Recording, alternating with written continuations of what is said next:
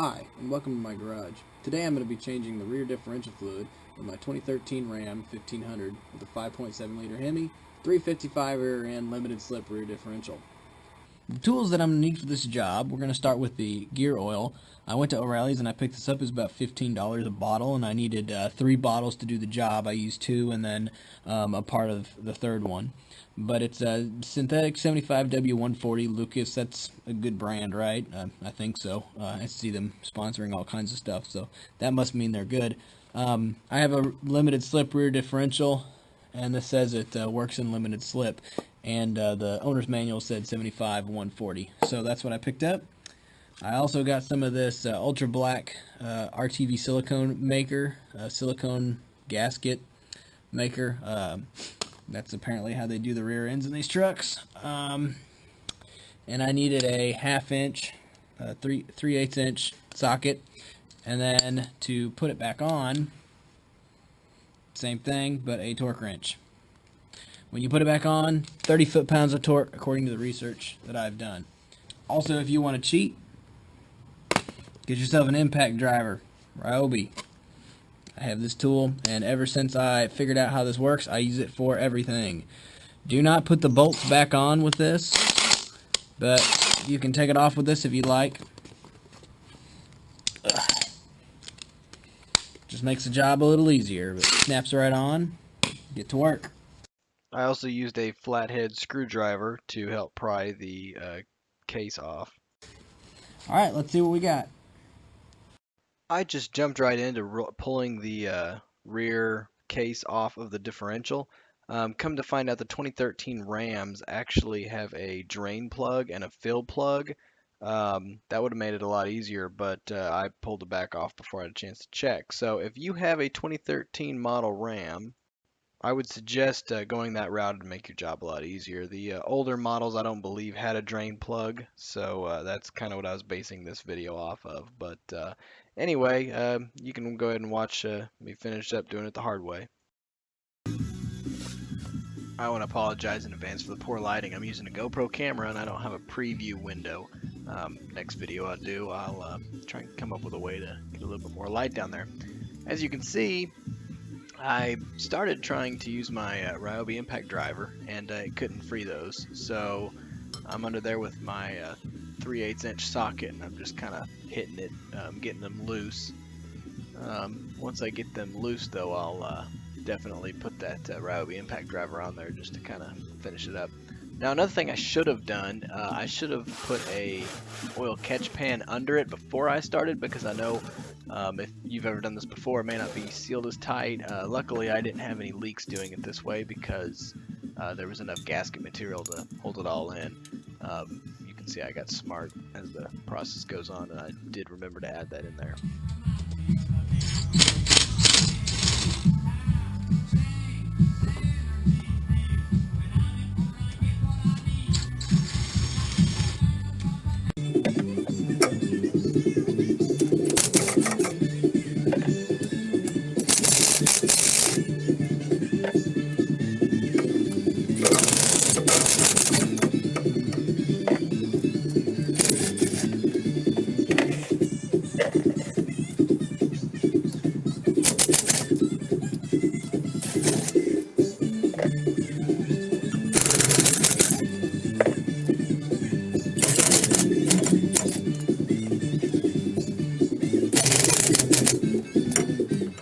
Now, I didn't quite remove the top 2 bolts, I just loosened them. I didn't want the whole thing to come out, but I just loosened them.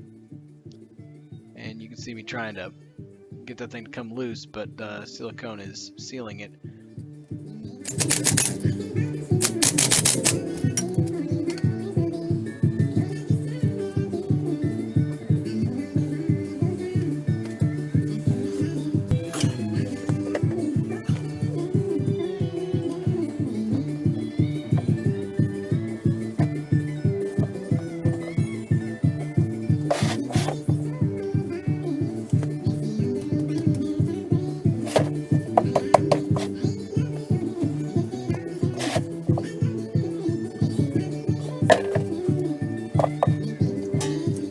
I just used a flathead screwdriver there. You can see in the video, I stuck it back there and just kind of pried it open. Try not to gouge anything, just being kind of careful with it, but just something to reach back there and pull it. This part is relatively stinky. My fluid wasn't too bad. Tastes pretty good actually. So there you go, pretty good. Anyway, so I'm just kind of, first time doing this on this truck. That looks like it'll work. We'll try that. Give it a couple minutes here, let it drain.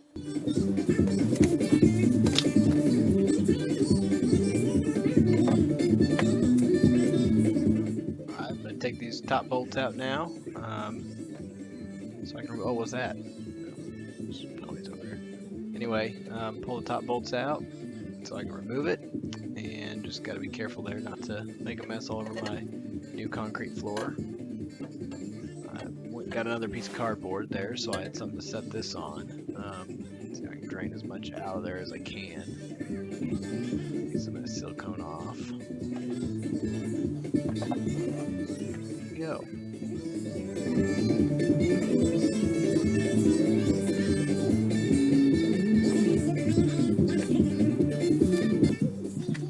So I've already cleaned off the cover, and I did it with that brake parts cleaner. And green Scotch-Brite. If you're fortunate enough like me to be married, you can find that green Scotch-Brite in your kitchen, somewhere around the sink, usually maybe under the sink. Sometimes there's a sponge on one end of it. It's pretty good stuff. It really helps pull this off. Anyway, they say to get as much of the old gasket material off as you can. I usually kind of get lazy and get as much as I can. My thought process is, hey, I'm putting a new bead of silicone on there. It shouldn't fill in any crevices, but make a pretty reasonable effort to get as much of the big chunks off as you can.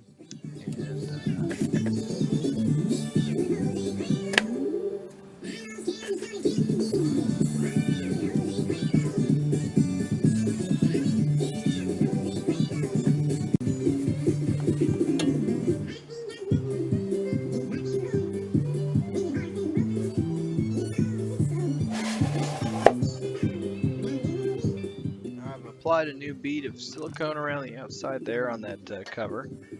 I'm sorry I didn't get a picture of that.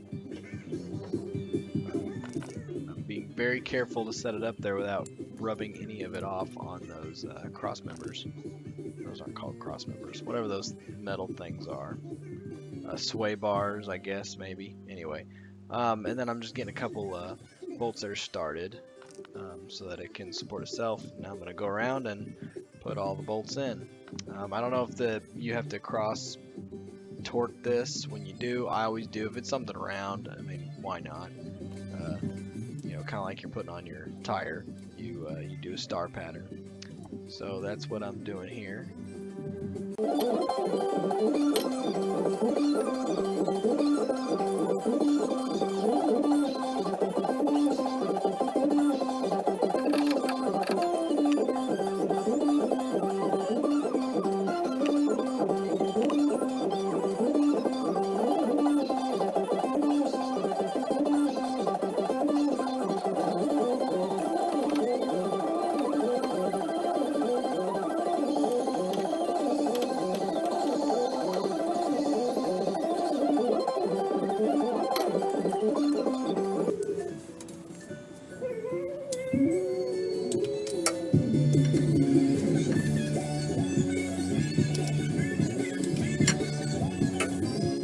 Now I'm torquing them all in the star pattern as I mentioned earlier in the film.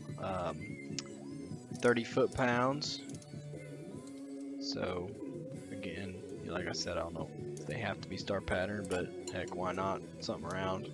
And yeah.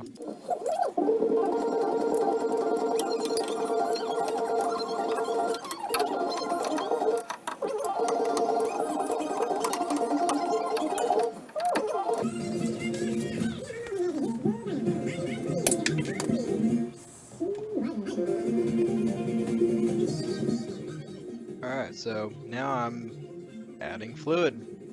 Just cut the top off there and Trying to dump it in as easily and cleanly as possible.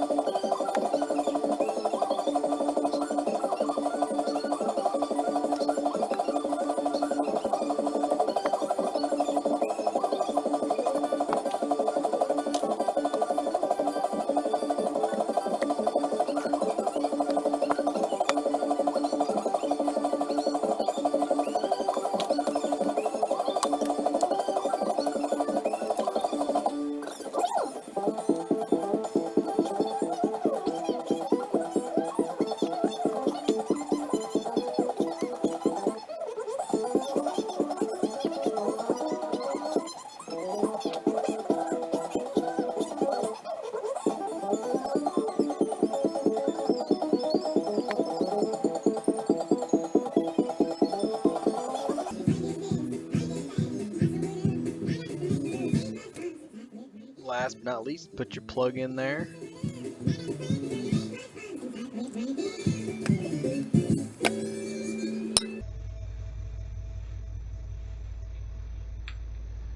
Success!